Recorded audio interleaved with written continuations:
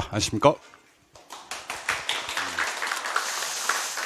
예, 제가 이제 시험 마지막에 그 자가진단 키트를 만들어 봤습니다. 요거 제가 시험 막판에 여러분들한테 어떤 게 도움이 될까를 고민을 해봤는데 추가 자료를 더 주는 건 또 부담이 될 수도 있을 것 같고, 그래서 자가진단 키트를 만들어서 앞뒤로 한 장, 총 2피입니다. 나눠드렸고요. 우리 부동산 학개론에서 어떤 부분을 내가 지금 정리가 되어 있는지 아니면 어떤 부분은 까먹었는지 요거는 이제 마지막 남은 동영 같은 거 쳐봐도 좋고 앞으로 남은 기간 동안에 문제풀이에서 틀린 문제를 여기 와서 체크해도 좋습니다. 그러니까 일단 시험에서 안 나오는 것들은 제가 좀 과감하게 배제를 했고요. 시험에서 나오는 부분들을 먼저 진행을 해봤습니다. 일단은 연필하고 노란색 형광펜 아니면 형광펜 한 자루를 드세요. 그래서 제가 먼저 계산 문제부터 좀 체킹을 해드릴게요. 계산 문제, 이번 시험에 나올 만한 계산 문제들을 체킹을 해드릴 테니까 계산 문제부터 한번 점검하고 갑시다. 자가진단 키트 계산 문제부터 점검합니다. 요거는 형광펜으로 할 겁니다. 형광펜. 자, 이번 시험의 계산 문제는요. 2번 경제론의 균형의 이동 당연히 나올 겁니다. 균형의 이동이 계산 문제 나오지 않는 경우는 없다라고 보셔야 됩니다. 균형의 이동은 계산 문제 나올 거다 하는 생각을 하시고 균형의 이동 형광펜. 형광펜 한 것은 계산입니다. 두 번째, 수요의 가격 탄력성 하고요. 수요의 교차 탄력성 콜라보가 계산으로 나올 것 같습니다. 그러니까 수요의 가격 탄력성은 1과 비교해서 탄력인지 비탄력인지 찾고 수요의 교차 탄력성은 둘의 방향을 가지고 대체제인지 보완제인지 찾는 거, 가격 탄력성 값 구하고 탄력 비탄력 찾고 교차 탄력성 값 구하고 대체제 보완제인지 구하는 것까지도 정리를 하셔야 됩니다. 참고로 직전 시험이었던 작년 시험에서는 거미집 이론이 나오긴 했는데 계산 문제로 나오지 않았습니다. 그래서 올해는 거미집 이론도 계산으로 한번 보셔야 됩니다. 그래서 경제론은 계산 3개 추천해 드립니다. 균형 이동하고요. 수요의 가격 탄력성과 수요의 교차 탄력성 콜라보 문제, 거미집 이론까지를 정리해 주셔야 됩니다. 좋습니다. 이번에는 시장론 계산 문제 자가진단 키트로 한번 정리해 보면요. 정보 현재 가치 재작년에 나왔기 때문에 나올 때가 됐습니다. 빼, 안, 나, 는 하는 거. 이거는 나오면 아싸 하고 푸셔야 되는 그런 문제입니다. 그 다음에 쭉쭉 넘어가다가 입지계수는 뺐어요. 입지계수는 뺐고 입지론에서는 두 가지를 추천해 드립니다. 레일리의 소멸력 법칙 요거랑 그 다음에 컨버스의 분기점 모형 요거랑 두 개. 레일리의 소멸력 법칙과 컨버스의 분기점 모형 연습해 주셔야 됩니다. 그래서 시장론은 총 3개 계산 문제를 연습하셔야 됩니다. 특히 정보 현재 가치, 레일리의 소멸력 법칙, 컨버스의 분기점 모형은 계산 연습을 반드시 해주시기 바랍니다. 이번에 부동산 정책론은 계산 문제가 나오지 않습니다. 부동산 투자론입니다. 부동산 투자론. 부동산 투자론에서는 무조건 나오는 계산 문제가 있습니다. 먼저 할인현금 수지 분석법에서 순현가법과 수익성 지수법 계산 문제 반드시 연습하셔야 됩니다. 그리고 죄송하지만 어쩔 수가 없어요. 어림셈법, 비율분석법 계산 문제는 100%짜리다라고 생각해 주시면 좋을 것 같습니다. 그리고 올해 4월 6일 날 있었던 감정평가사 시험에서 요 자기자본 수익률, 그러니까 지분 수익률 계산이 나왔더라고요. 그래서 올해 가능성 있어 보입니다. 그리고 제 생각에는 현금 수지 측정하고 화폐 시간 가치 계산 쪽 중에서는 화폐 시간 가치 계산이 나올 때가 됐습니다. 그래서 우리 공식 일시불의 내가계수 또는 연금의 내가계수 이런 거 적용해서 계산하는 거 한번 연습하셔야 되고, 특히 연금의 현가계수를 활용한, 그 공식을 쓰는 건 아니고 활용한 대출 잔액, 잔금 구하는 것도 연습을 좀 하셔야 될 것 같습니다. 대출 잔액, 잔금까지. 부동산 금융론 계산 문제는요. 뭐를 연습하셔야 되냐면 다른 건 다 집어치우더라도 이 원리금 균등 상환 계산 문제는 반드시 연습이 들어가야 될 것 같습니다. 원리금 균등 상환 계산 문제 출제 가능성 상당히 높습니다. 부동산 개발론에서는 이번 시험에서는 계산 문제가 안 나올 것 같습니다. 감정평가론 계산 문제는 이번 시험에서 3개를 준비하셔야 되는데, 첫 번째는 비교 방식에서 비준가액, 토지가액 구하는 것은 원래 100% 출제되는 겁니다. 이건 제가 찍는 게 아니고 매년 최근 10년간 단 한 번도 빠지지 않고 나왔던 계산 문제가 토지가액, 비준가액 구하는 계산 문제이기 때문에 얘는 100% 생각해 주셔야 되고요. 이번 시험에서는 요 수익가액하고 특히 저부대 곱해가지고 환원율 구하는 거. 그래서 원가 방식은 작년에 계산이 나왔기 때문에 올해는 조금 가능성이 떨어지고요. 수익 방식에서 수익가액과 환원율 계산이 좀 유력하니까요. 요 형광펜 한 거 위주로 계산 문제 연습하시면 크게 오차가 없지 않겠나 하는 생각을 해보게 됩니다. 지금부터는요. 연필 꺼내세요. 연필권에서 자가진단 키트입니다. 제가 제목을 읽어드리면서요. 여기는 어떤 내용들입니다라고 소개해드릴 겁니다. 그러니까 쭉 들으시면서 내가 요거는 완료가 된 것 같은데 요거는 객관적으로 판단하시면 됩니다. 완료가 된 것 같은데 아직 미완료된 것 같은데 지금은 미완료됐지만 요거는 나중에 좀 보면 될 것 같은데 완료, 미완료, 보류로 판단하시고요. 왜 연필로 하라고 하는지는 알겠죠, 그죠? 마지막에는 여기 다 완료들이 떠 있어야 됩니다. 다 완료들이 떠 있어야 됩니다. 그러면 공부를 갖다가 선택, 집중해서 분과 초를 쪼개서 공부하실 수가 있습니다. 아는 것도 공부할 필요 없는 거고요. 모르는 건데 공부를 안 하면 안 되는 거 아닙니까, 그죠? 두 가지를 다 잡을 수 있는 방법이니까요. 자가진단 키트 한 장짜리 좀 적극적으로 활용해 주셨으면 좋겠다라는 얘기를 드려봅니다. 요거는요, 옆 사람 거 보고 컨닝할 필요가 없어요. 이거 보고, 나는 미완료고 싶은데 여기 완료, 나도 완료해야지. 이렇게 하면 안 되고, 자기 자신에게 상당히 좀 강한 잣대를 좀 들이대면서요. 이건 다시 봐야 되겠다. 이건 안 봐도 되겠다. 이런 판단을 한번 해보시기 바랍니다. 그동안 이제 지금 촬영되는 시점이 동영 한 3회까지는 치른 시점이거든요. 이제 한 번 정도 남았습니다. 그런 시점이니까 이제 스스로 내가 이 부분은 안다, 이 부분은 모른다. 이런 판단은 쓰실 겁니다. 지금부터 자가진단 시작합니다. 총론에서는요. 법경기의 복합 개념의 부동산과 토지 건물을 일체로 처리하는 복합 부동산을 비교할 수 있어야 되고요. 복합 개념의 부동산에서는 법 2개, 경 5개, 기술적, 물리적 측면 4가지를 주관식으로 쓸 수 있어야 합니다. 체크하시죠. 두 번째는요. 크게 분류하면 토지정착물이고요. 토지정착물과 동산이고요. 작게 분류하면 토지정착물 중 종속정착물, 토지정착물 중 독립정착물, 그리고 아예 동산. 특히 독립정착물 4개랑 동산 3개를 주관식으로 얘기할 수가 있어야 합니다. 체크하시죠. 세 번째는요. 토지용어인데요. 자, 출발합니다.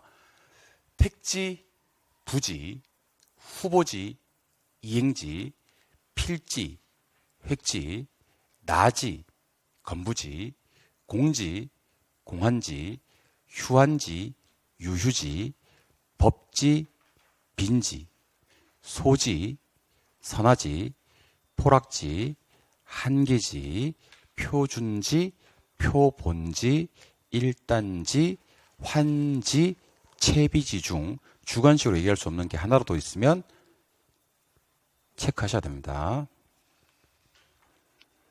주택용어 갑니다. 주택용어는 단독주택 4가지와 공동주택 4가지를 건축법령상 분류할 수 있어야 되고요. 이 중 단독주택의 정의, 아니요, 죄송합니다. 단독주택이 아니라 다중주택의 정의, 다가구주택의 정의, 아파트의 정의, 연립주택의 정의, 다세대주택의 정의를 주관식으로 할 수 있어야 됩니다. 그 다음 도시형 생활주택, 준주택, 세대 구분형 공동주택을 주관식으로 표현할 수 있어야 합니다. 부동산업이요. 부동산업은 2개짜리, 4개짜리, 11개짜리로 분류할 수 있는지를 확인하셔야 됩니다. 우리 부동산업은요. 임대공급업과 관련 서비스업으로 분류할 수 있어야 되고요. 임대공급업은 임, 개공, 관련 서비스업은 관, 중자감. 임대업은 3개, 개발공급업은 3개, 그 다음 관리업 2개, 4글자짜리 3번을 주관식으로 할 수 있는지 없는지 표시하시죠. 부동산의 특성입니다. 부동산의 특성, 부동성, 영속성, 부증성, 개별성, 그리고 인문적 특성 중 용도의 다양성의 주요 특징들을 구분할 수 있어야 합니다. 이거 정리됐는지 안 됐는지 표시하시죠. 경제로 넘어갑니다. 자, 유량과 저량이 한번 나올 때가 됐거든요. 유량 경제 변수와 저량 경제 변수들을 구분할 수 있어야 되고요. 특히 저한테 개론 배우셨던 분들은 저량 경제 변수, 제자가 보통 달인을 구분할 수 있어야 되고요. 특히 유량 공급과 저량 공급이 다르거든요. 유량 공급은 일정 기간 공급, 저량 공급은 일정 시점 존재. 요거 문제로 나왔을 때 풀 수 있는지를 표시하시죠. 수요 변화 요인과 공급 변화 요인입니다. 자, 수요 변화 요인 8개, 소득, 선호, 인구, 가격 예상, 대체재 가격, 보완재 가격, 금리, 거래세와 특히 대체재 보완재에 대해 수요가 나왔을 때와 가격이 나왔을 때 내 거 수요가 어떻게 되는지를 구분하실 수 있는지, 그리고 생산 요소 가격, 생산비, 건축 자재값, 건설 노동자 임금, 토지 가격, 건설업체 수, 생산 기술 등은 수요하고는 전혀 관계가 없고 공급만 변화시킨다 하는 거, 수요 변화 요인과 공급 변화 요인의 구분과 수요는 특히 증가 요인과 감소 요인을 구분할 수 있는지, 대체재 보완제에 대해 수요가 떴을 때와 가격이 떴을 때 내 거 수요가 어떻게 되는지를 확인할 수 있는지, 연습되셨는지를 표시하시죠. QD와 QS를 같게 만들었을 때 균형인데요. QD가 바뀌거나 QS가 바뀌면 균형점 이동을 할 겁니다. 이동이 되었을 때 균형 가격과 균형량을 계산할 수 있는지를 확인하신 다음, 수요와 공급이 둘 다 증가했을 때, 둘 다 감소했을 때, 수요는 증가하고 공급이 감소했을 때, 수요는 감소하고 공급이 증가했을 때, 수요 증가가 크다면, 수요 감소가 작다면, 두 개가 같다면, 그리고 완전 탄력적일 때 균형의 변화와 완전 비탄력적일 때 균형의 변화와 같을 때 균형의 변화를 알 수 있는지, 마지막으로 제일 중요한 거, 수요가 증가되면 가격은 상승하고 양은 증가될 건데 공급이 탄력적일 때 가격과 양이 어떻게 더 변하고 덜 변하는지, 공급이 비탄력적일 때 어떻게 가격이 더 변하고 덜 변하는지, 특히 탄력과 비탄력 대신에 탄력성이 클수록 탄력, 작을수록 비탄력적일 때 가격과 양이 어떻게 변하는지를 알고 있는지 표시하시죠. 수요와 관련되는 탄력성은 세 가지가 있습니다. 수요의 가격 탄력성의 정의, 그리고 종류는 5개 있습니다. 일과 비교해서 단위 탄력, 탄력, 비탄력, 완전 비탄력, 완전 탄력으로 구분하시고요. 소득과 교차 탄력성은 0과 비교합니다. 소득 탄력성은 정렬중, 교차 탄력성은 대보독, 이렇게 정리할 수 있는지 표시하시죠. 거미집 이론은 이번 시험에 나온다면 무조건 계산 문제일 텐데요. 수요 함수와 공급 함수를 P는 얼마로 주든지 Q는 얼마로 주든지 했을 때 함수의 크기를 보고 수요의 탄력성이 크면 수렴, 공급의 탄력성이 크면 발산, 같으면 순환. 요거 그동안 시험 치면서 한 번도 안 틀렸는지 한번 표시하시죠. 부동산 시장으로 갑니다. 부동산 시장에서는요, 약성, 중강성, 강성, 효율적 시장에서 어떻게 하면 정상인을 얻고 어떻게 하면 초과인을 얻는지를 구분하셔야 되고요. 할당 효율적 시장은 초과인만 없으면 되지 정보 비용은 있어도 괜찮다는 내용과 완전과 불완전과 할당의 관계를 알고 있는지, 마지막으로 이게 뭐 때문인지, 예를 들면 정보 비용이 수반되는 건 뭐 때문이고 초과인이 존재하는 것은 뭐 때문인지에 대한 구분을 할 수 있는지를 표시하시죠. 그 다음에 계산 문제를 유력하죠. 정보의 현재 가치, 특히 2년짜리 정보 현재 가치와 이번에는 특히 3년도 한번 연습해 보셨으면 좋겠습니다. 는이니까 3년짜리 정보 현재 가치 구할 수 있는지 표시하시죠. 또 한 번 나올 때가 된 게 여가 현상과 주거 분리입니다. 여러분들이 상향 여가와 하향 여가를 구분할 수 있는지, 그리고 저가주택의 수요가 증가되어서 하향여가 되고 나면 저가주택 공급이 증가된다는 내용을 알고 있는지, 그리고 고소득층 주거지역과 저소득층 주거지역이 분리되는 것이 주거분리인데 여기서 고급주택지역에서 뭐가 크면 하향여가 되고 저급주택지역에서 뭐가 크면 상향여가 되며, 불량주택은 소득 때문인지 주택 문제인지, 시장 실패인지 아닌지, 철거해야 되는지 실질 소득을 향상시켜야 되는지에 대한 구분을 할 수 있는지를 표시하시죠. 지대론입니다.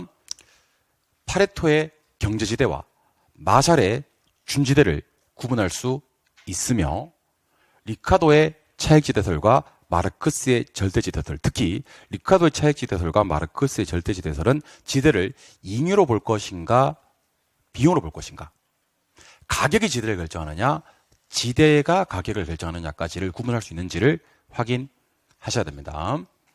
튀넨 위치지대설, 수송비 강조했죠. 알론소 입찰지대설, 지대 지불 능력을 강조했죠. 헤이그의 마찰 비용을 이루는 내용이 튀넨의 위치지대설과 똑같죠. 요 7개 지대설, 파레토 경제, 마샬 준, 리카도 차액, 마르크스 절대, 티넨 위치, 알론소 입찰, 헤이그의 마찰 비용 이론에서 내가 부족한 부분은 없는지, 주관식으로 표현할 수 있는 없는 부분은 없는지에 대한 판단을 완료, 미완료, 보류로 판단하시죠. 도시공간 구조론에서는요, 버제스의 동심원 이론, 호이트의 선형 이론, 해리스 올만의 다핵심 이론이 뜨는데요. 일단 가장 오래된 이론, 중전 저고통, 침입 경쟁 천이, 도시 생태학적 관점이 나왔을 때 버제스의 동심원 이론이란 걸 아는지, 교통축, 교통망, 교통노선, 그리고 부채꼴 쐐기 형태, 교통축에 가깝게 고급 주택이 입지한다는 걸 알고 있는지, 버제스의 동심원 이론 비판하면서 나온 이론은 호이트의 선형 이론이라는 걸 알고 있는지에 대한 구분을 하셔야 됩니다. 마지막 1945년 가장 마지막에 나온 이론으로서 도심뿐 아니라 부도심이 처음으로 등장하고요. 동종끼리 집적하고 이종끼리 분산 비양립하고 지대 지불 능력, 특정 시설이나 위치의 필요성, 핵이 성립하는 원인까지 정리되어 있는지를 표시하시죠. 입지론입니다. 입지론은 서비스업 입지론 5개, 크리스탈러 중심지, 레일리 소매 인력, 컨버스 분기점, 허프 확률, 넬슨의 소매 입지, 공업 입지론 2개, 베버의 최소 비용, 레슈의 최대 수요론에 대해서 알고 있는지, 특히 레일리의 소매 인력 법칙과 컨버스의 분기점 모형 계산이 1분 안에 되는지, 소매 인력을 주장하신 분은 레일리, 소매 입지를 주장하신 분이 넬슨이라는 것을 구분할 수 있는지, 비용 측면, 수송비, 임금, 집적일 고려해서 각 요인이 최소가 아니라 비용이 최소일 때 하는 것이 베버의 최소 비용 이론, 그리고 대가 나온다 그랬죠. 이윤극대, 시장 확대가 나왔을 때 최대 수요 이론이라는 것을 구분할 수 있는지에 대한 정리가 되셨는지 표시를 하시죠. 부동산 정책론입니다. 시장 실패와 정부 실패를 구분할 수 있는지, 주어가 다르다 그랬죠. 특히 시장 실패는 원인 4가지, 불안전, 외부 효과, 공공재 무임 승차, 정보의 비대칭 내용을 알고 있는지 표시하시죠. 토지정책 수단입니다. 토지정책 수단에는 직간이가 있습니다. 자, 지역지구제, 개발권 양도제, 토지거래 허가제가 나왔을 때 3가지 중에 무엇인지, 조세, 보조금, 부담금, 금융, 부동산 가격 공시제도와 같은 행정이 직간이 중에 무엇인지, 공영개발, 토지은행, 수용, 선매, 초과매수, 도시개발, 재개발, 공공임대주택의 분양가 상한제, 임대료 상한제, 분양가 규제, 임대료 상한제가 직간이 중에서 무엇에 속하는지를 구분할 수 있는지, 공개택 초토, 공개택 초토, 공환지세, 개발권 양도제, 특지 소유 상한제, 토지 초과 이득세, 종합토지세가 현재 우리나라에 시행되고 있지 않고 나머지는 다 시행되고 있다. 특히 공개택 초토 시행되고 있지 않은 제도 5개를 주관식으로 막힘없이 얘기할 수 있는지를 표시하시죠. 3번째, 각종 부동산 정책입니다. 지금부터 쭉 한번 불러드릴 테니까 이 제도 중에서 모르는 제도 있는지 없는지를 한번 확인해 보시고 표시를 하시죠. 개발이익 환수제, 개발부담금제, 개발이익 환수제, 개발부담금제, 토지 적성평가, 토지 적성평가, 선매제도, 선매제도, 부동산 거래 신고는요, 매매계약 체결되었을 때와 이 계약이 무효 해제되었을 때 또는 취소되었을 때 신고 어떻게 하는지를 알고 있는지, 그 다음 주택조합의 종류 3가지를 알고 있는지, 그리고 어떨 때 토지거래 허가구역을 지정하고 어떨 때 개발 제한 구역을 지정하는지를 알고 있는지, 특히 환지 방식은 환지 토지를 재분배하는 건지 아니면 매각하는 건지를 알고 있는지, 이 환지 방식은 신개발인지 재개발인지를 알고 있는지를 표시하시죠. 이 중에서 하나라도 이거 뭐였지 하는 게 있으면 미완료로 표시하셔야 됩니다. 외부효과는요, 외부효과의 정의 3개, 이게 제3자인지 거래당사자인지, 의도했는지 안 했는지, 시장기구 통했는지 통하지 않았는지, 토지의 특성 두 가지, 부동성 인접성, 그리고 정해외부 효과와 부해외부 효과에 비교해서 사적 비용, 사회적 비용 비교할 수 있는지, 과소, 과대 생산 비교할 수 있는지, 핀피, 님비 현상 적어도 비교할 수 있는지는 판단하시기 바랍니다. 법조문 그대로 기억하셔야 됩니다. 토지를 경제적 효율적으로 이용하고 공공복리를 증진하기 위해서 서로 중복되지 아니하게 지정하는 것을 용도지역이라고 하는지를 알고 있는지, 특히 용도지역 안에 도간농자가 있고 도시지역 안에 주상공록이 있고 주상공록 중 전일준 할 수 있는 게 주거지역과 공업지역밖에 없다는 거. 그 안에 주거지역을 1종 전용, 2종 전용, 1종 일반, 2종 일반, 3종 일반, 준주거로 주관식으로 정의할 수 있는지를 판단하셔서 표시하시죠. 5번, 임대료 규제와 임대료 보조에서요.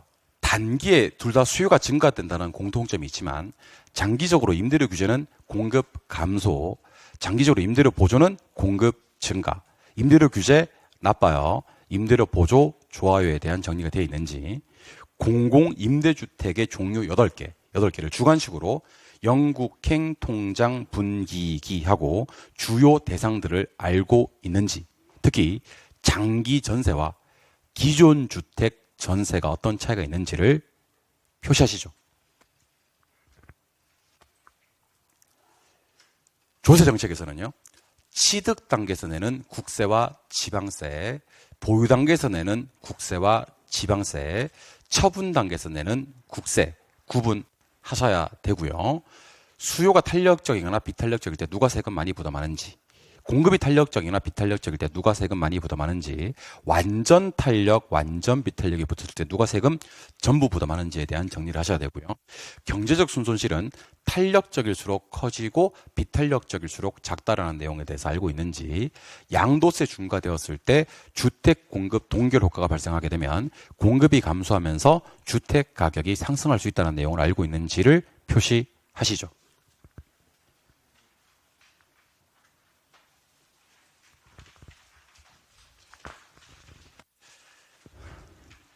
지렛대로 갑니다. 자기자본 수익률, 지분 수익률과 총자본 수익률과 저당 수익률 세 가지를 비교해서 정의 지렛대와 부의 지렛대와 중립적 지렛대로 구분할 수 있는지, 부의 지렛대가 정의 지렛대로 전환되기 위해서는요, 비율 낮추어서는 안 되고 이자를 낮추어서만 가능하다는 것을 알고 있는지, 특히 자기자본 수익률, 내돈 수익 이자 상승분과 부채비율이 나왔을 때 빼꼽더, 총에서 저 빼고 부채 비율 곱하고 총을 더해서 자기자본 수익률 구한다는 것을 알고 있는지를 표시하시죠. 부동산 투자의 위험의 종류가 사금법인류 5가지가 있고, 이 사금법인류가 어떨 때 나오는 위험인지를 알고 있는지, 총위험은 체계적 위험과 비체계적 위험의 합으로 구성이 되는데, 체계적 위험의 예시와 비체계적 위험의 예시까지 알고 있는지, 그 주요 내용을 알고 있는지를 판단하시고, 분산, 표준편차, 변이계수, 특히 변이계수는 기대수익률분의 표준편차, 위험의 측정 지표라는 걸 알고 있는지를 표시하시죠. 수익은 기대수익률, 요구수익률, 실현수익률 세 가지가 있으며, 실현수익률은 투자 판단의 기준으로 못 쓰고, 기대수익률이 요구수익률보다 클 때 투자를 하며, 기대수익률은 예상수익률이면서 내부수익률이고, 요구수익률은 최소수익률이면서 기회비용이라는 걸 알고 있는지, 특히 기대수익률 구하는 공식이 비정락의 확률과 수익률을 가중평균해서 구한다는 사실과, 요구수익률은 무위험률 더하기 위험할정률 더하기 인플레 더하기 요구수익률 구하는 공식이 온통 더하기로 구성되어 있다는 것을 알고 있는지를 표시하시죠. 3번입니다. 포트폴리오는요, 분산 투자에서 비체계적임을 제거하고 안정된 수익을 얻고자 하는 것인데, 이때 상관계수에 대해서 알고 있으며 효율적 프론티어와 무차별 곡선이 접하는 지점이 최적의 포트폴리오인데, 이때 보수적 투자자와 공격적 투자자들의 무차별 곡선의 기울기까지도 구분할 수 있는지를 표시하시죠. 화폐의 시간가치 계산에서는요, 일시불의 내과계수하고 일시불의 현가계수가 역수다. 연금의 내과계수하고 감채기금계수가 역수다. 연금의 현가계수와 저당상수가 역수다라는 사실을 알고 있는지. 자, 5억 매년 5%씩 5년 후가 5억 매년 5%씩 5년 후가 연금의 내과계수를 적용하는 것이 아니라 일시불의 내과계수를 적용한다는 것을 알고 있는지. 대출을 받고 상환해 나갈 때 저당상수를 쓰는 건 맞지만 이 상환 방식이 원리금 균등 상환 방식이라는 걸 알고 있는지. 대출 잔액, 잔금 구하는 공식이 두 가지가 있는데 부채 곱하기 잔금 비율 또는 부채 서비스액 곱하기 연금의 현가계수 잔여기간이라는 걸 알고 있는지. 특히 잔금 비율은 연금의 현가계수 전기간분의 연금의 현가계수 잔여기간이라는 것을 알고 있는지. 마지막으로 연금의 현가계수에다가 일시불의 내과계수를 곱했을 때와 연금의 현가계수에다가 역수가 아닌 감채기금계수를 곱했을 때 뭐가 나오는지. 연금의 내과계수에다가 일시불의 현가계수를 곱했을 때와 연금의 내과계수에다가 역수가 아닌 저당상수를 곱했을 때 무엇이 나오는지를 알고 있는지 표시하시죠.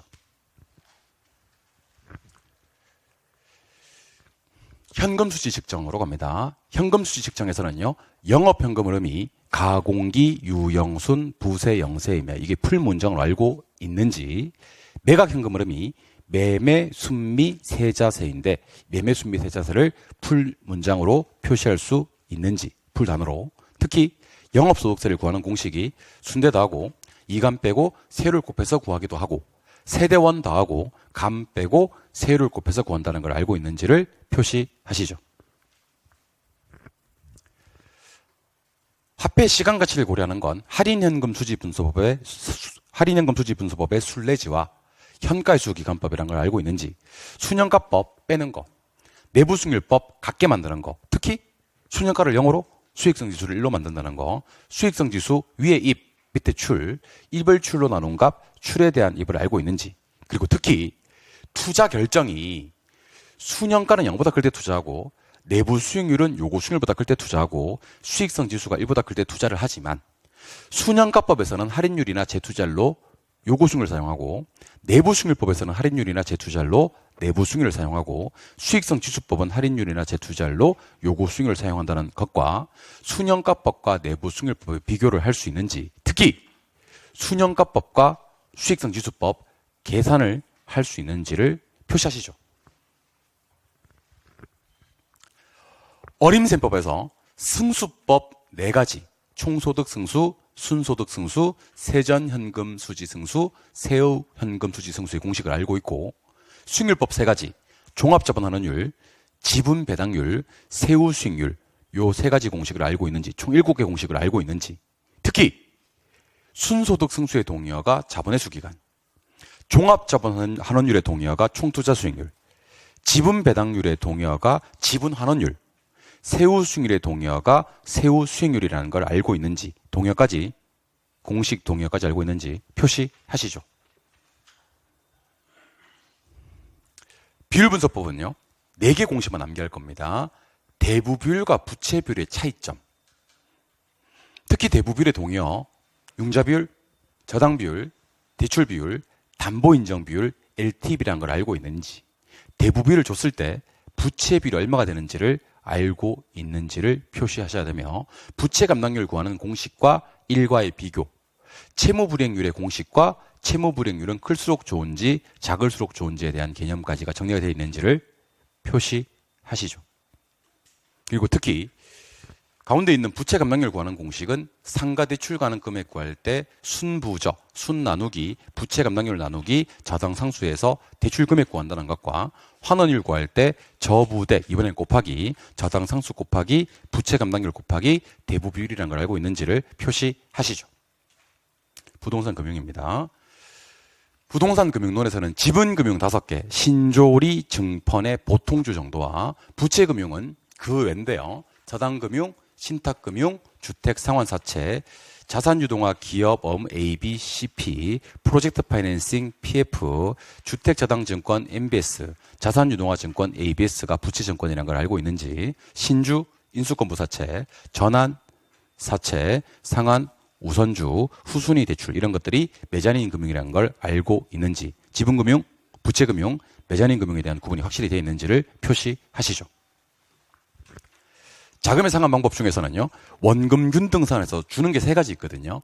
후기로 갈수록 이자 줄고, 원리금 줄고, 대출 잔액이 규칙주로 줄고, 가중평균 상환 기간 듀레이션이 가장 짧고, 은행에다 갖다 바치는 이자가 가장 적고 하는 내용을 알고 있는지, 원리금 균등 상환 방식을 그림을 그려서 후기로 갈수록 뭐가 늘고 뭐가 줄는지를 알고 있는지, 최정식 상환 방식은 미래소득이 증가되는 사람한테 유리한지, 미래소득이 감소되는 사람한테 유리한지, 원금 균등과 반대편에 서서 이자 지급을 제일 많이 하는지 제일 적게 하는지, 잔금이 제일 많이 남는지 제일 적게 남는지, 가중평균 상환 기간이 가장 긴지 짧은지를 알고 있는지, 특히 원리금 균등 상환에서 2회차 이자, 3회차 이자 등을 계산할 수 있는지를 표시하시죠.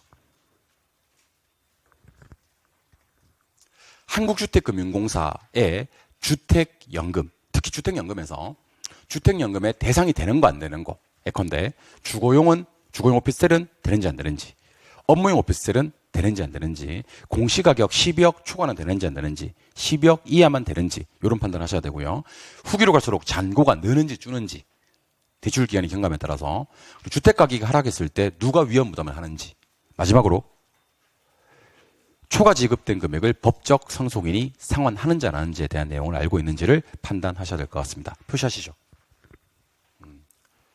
4번입니다. 부동산 증권을 지분증권과 부채증권 나누거든요. 지분증권 신조리 3개 있다는 것과 부채증권 MA 2개 있다는 것을 기억하시고, MBS는 또다시 지분형, 채권형, 혼합형인데, MPTS에서는요, 채무불이행 위험과 조기상환 위험 부담을 누가 하며 콜방어 초과 담보되는지 안 되는지를 알고 있는지, MBB, MPTBC에 모두요, 채무불이행 위험과 조기상환 위험 부담을 누가 하는지, 콜방어 초과 담보에 관한 내용을 알고 있는지를 표시하시죠. 프로젝트 파이낸싱은요, 이게 부동산을 담보로 제공받는지 신용도 보는지 둘 다 아니라 그랬죠. 사업성, 향후 발생될 현금 흐름을 본다는 표현 기억하고 있는지, 부예금융이라는 게 회사 장부에는 부채가 뜨지만 사업주 장부에 부채가 안 떠서 사업주 장점이라는 것과, 상환 청구를 사업이 실패했을 때 회사한테는 청구할 수 있지만 사업주한테 청구할 수 없는 비소구, 제한소구 금융이라는 것을 알고 있는지, 화살표시 위로에 관한 내용을 알고 있는지를 판단하시죠. 투자회사입니다. 부동산 투자회사 리츠는요, 자기관리, 위탁관리, 기업 구조조정으로 구분하고, 지가 직접 자산 운용하는 것과 자산관리회사에다 업무를 위탁하는 회사, 본점에 지점을 설치할 수 있는지, 그 다음에 상근 임증을 둘 수 있는지 없는지에 대한 구분을 하셔야 되고요. 자본금을 설립자본금과 최저자본금으로 구분한 다음에 설립자본금과 최저자본금을 각각 얘기할 수 있는지, 현물출자가 되는지 안 되는지, 설립 시에는 되는지 안 되는지, 최저자본금 갖춘 후에는 되는지 안 되는지, 자산 구성을 부동산 증권 현금으로 구성했을 때와 부동산만으로 구성했을 때 얼마로 해야 되는지, 1인당 주식 소유 한도와 주식 공모가 어떻게 다른지, 배당을 얼마나 하는지, 마지막으로 자기관리 부동산 투자회사의 자산 운용 전문 인력이 되기 위한 자격 요건, 자격증 가지고 있는 사람과 학위 가지고 있는 사람을 구분할 수 있는지를 표시하시죠. 부동산 개발론입니다. 부동산 개발의 단계 아예부터 금건마 7단계를 얘기할 수 있는지, 부동산 개발의 위험 중에서 법, 시, 비 중에서 시장 위험을 줄이기 위한 흡술 분석과 민감도 분석을 구분할 수 있는지, 흡술 분석은 어떤 분석이며 목적이 뭔지를 알고 있는지를 표시하시죠. 부동산 개발의 유형 중 3가지입니다. 대물변제, 사업수탁, 토지신탁의 각각의 특징과 수수료 주고받는지 안 받는지, 소유권 이전되는지 안 되는지, 자금 조달이 누구 명의로 되는지를 알고 있는지를 표시하시죠. 민간 자본 유치 사업의 특징, BTO, BTL, BOT, BLT, BOO 5가지 민간 투자 사업에 대해서 주관식으로 표현할 수 있으며, BTO 방식과 BTL 방식은 각각 어떤 물건에 적용되는지를 알고 있는지 표시하시죠. 부동산 관리를 시설관리, 재산관리, 자산관리로 구분하시고 시설관리에 속하는 것들, 재산관리에 속하는 것들, 자산관리에 속하는 것들을 알고 있는지, 특히 자가관리와 위탁관리, 여기는 빠져있지만 혼합관리의 장단점을 알고 있는지를 표시하시죠. 부동산 마케팅을 시장점유 마케팅, 고객점유 마케팅, 관계 마케팅으로 구분할 수가 있으며 특히 STP와 포피믹스와 아이다를 영어 원문으로 쓸 수 있는지, 한글로 해석할 수 있는지를 표시하시죠. 마지막 감정평가론입니다. 감정평가는 어떨 때 시장 가치로 평가하고 어떨 때 시장 가치 외의 가치로 평가하는지, 어떨 때 현황 평가하고 어떨 때 감정평가 조건을 붙일 수가 있는지, 시장 가치 외의 가치로 평가하거나 조건을 붙일 때 어떨 때 합리성, 적법성 검토를 해야 되고 생략해도 되는지를 알고 있는지를 표시하시죠. 어떨 때 일괄, 어떨 때 구분, 어떨 때 부분평가하는지와 기준 시점이 뭔지, 가치 형성 요인이 뭔지를 주관식으로 얘기할 수 있는지를 표시하시죠. 감정평가할 때 지역 분석과 개별 분석은 누가 먼저 하고 누가 나중에 하는지와 어떤 이용을 따지는지, 가격을 아는 건지 가격 수준을 아는 건지, 거시적이지 미시적인지에 대한 구분과 인근 지역, 유사 지역, 동일 수급권을 주관식으로 얘기할 수 있는지를 표시하시죠. 비용성의 원가 방식, 시장성의 비교 방식, 수익성의 수익 방식으로 구분한 다음 원가 방식의 원가법, 적산법, 비교 방식의 거래사례 비교법, 임대사례 비교법, 공시지가 기준법, 수익 방식의 수익환원법, 수익분석법, 원가법, 제조달 원가, 감가수정, 가액, 적산법, 기초가액, 기대이율, 필요한 경비, 임대료, 거래사례 비교법, 거래사례와 비교, 사정보정, 시점 수정, 가치 형성 요인 비교, 가액, 임대사례 비교법, 임대사례와 비교해서 사정보정, 시점 수정, 가치 형성 요인, 임대료, 공시지가 기준법, 비교 표준지 공시지가, 시점 수정, 지역 요인, 개별 요인, 그 밖의 보정, 가액, 수익환원법, 장래, 순수익, 미래, 현금 흐름, 환원, 할인, 가액, 수익분석법, 순수익, 필요한 경비, 임대료, 구분할 수 있는지, 원가법 쓰는 물건 5개, 건건항선소 알고 있는지, 거래사례 비교법 쓰는 물건 5개, 일산과자동 알고 있는지, 임대료는 뭘로 평가되는지를 알고 있는지, 특히 토지는 원칙적으로 공시지가 기준법이지만 적정한 실거래가 쓸 때는 거래사례 비교법이며 이게 도시 지역일 때 몇 년이고 그 밖의 지역일 때 몇 년인지를 알고 있는지, 수익환원법 쓰는 물건은 원래 알고 계셨던 영업권, 광업재단, 공장재단, 기업가치에다가 비상장 채권 추가해서 알고 있는지, 물건별 감정평가에 대해서 알고 있는지 표시하시죠. 원가 방식에서 감가수정 방법에 내, 율, 액기, 관분, 내용연수법, 정률법, 정액법, 상환기금법에 관찰감가법, 분해법이 있으며 정률법은 상환 기간이 경감에 따라서 뭐가 가만히 있고 뭐가 주는지를 알고 있는지, 특히 적산가액 구할 때 제조달 원가에서 빼, 나, 곱빼 해서 구하는 건데 제조달 원가에서 빼나 곱까지만 하면 감가수정액, 감가누계액이 나오고 제조달 원가에서 빼나 곱빼를 다 해야 적산가액이 나온다는 것을 알고 있는지를 표시하시죠. 비교 방식은 비준가액과 토지가액을 계산 문제로 나왔을 때 기호 1과 기호 2로 나누어 나왔을 때는 용도 지역을 보면서 기호 1과 기호 2를 선택하고 지가 변동률도 내가 선택한 기호에 따라서 상업지역 변동률을 적용할 것인지 주거지역 변동률을 적용할 것인지를 판단하시고, 2가지 더, 개별 요인 비교에서 기호 1과의 비교인지 기호 1, 2를 다 비교했는지, 기호 2와의 비교만 했는지 기호 1, 2를 다 비교했는지를 판단하시고, 마지막에 그 밖의 보정치나 사정 보정치가 있는지 없는지를 확인해서 계산 문제 풀 수 있는지 없는지를 표시하시죠. 수익 방식은요, 가능 총소득에서 빼나, 공실 빼고 영업경비 빼고 환원율로 나누어서 수익가액을 구하는데 토지하는 이율을 몇 퍼, 건물하는 이율을 몇 퍼, 몇 대 몇 줬을 때 환원율을 구해서 수익가액을 구해낼 수 있는지와 환원율을 더하기로 표시할 수 있어야 되고요. 나누기로 표시할 수 있어야 되고요. 곱하기로 표시할 수 있어야 되는데 특히 나누기로 표시할 때 순영업소득 나누기 가격이고요. 곱하기로 표시할 때 저부대 곱해서 구한다는 계산을 할 수 있는지를 표시하시죠. 마지막입니다. 부동산 가격 공시지도는 누가 공시하는지, 이의 신청 절차가 어떻게 되는지, 조사 산정을 누구한테 맡기는지, 그 다음에 어디 써먹는지, 표준지 공시가 어디 써먹고, 개별 공시가 어디 써먹고, 표준주택 가격 어디 써먹고, 개별주택 가격, 공동주택 가격 어디 써먹는지, 그리고 특히 표준지와 표준주택의 공시사항의 공통점과 차이점을 알고 있는지를 표시하시면 됩니다. 그래서 시험 들어가기 전에 자가진단 키트를 적극적으로 활용해서 내가 뭐를 알고 있는지 뭐를 모르고 있는지를 판단해서 지금부터는 공부하실 때 그 완료되어 있는 것들은 웬만하면 건드리지 말고요. 미완료나 보류되어 있는 것들 아니면 제가 차마 못 쓰겠던데 차마 쓰지는 못하겠었던데 포기도 하시면 좋아요. 근데 내가 포기를 쓰기가 좀 그렇더라고. 내 입으로 여기다가 뭐 포기하라는 것도 아니고 포기를 권장하는 것 같아서 그래서 우리 왜 방송에서도 왜 이렇게 뭐 극단적인 선택 이렇게 얘기를 하지 극단적인 선택을 못 쓰겠더라고 나는.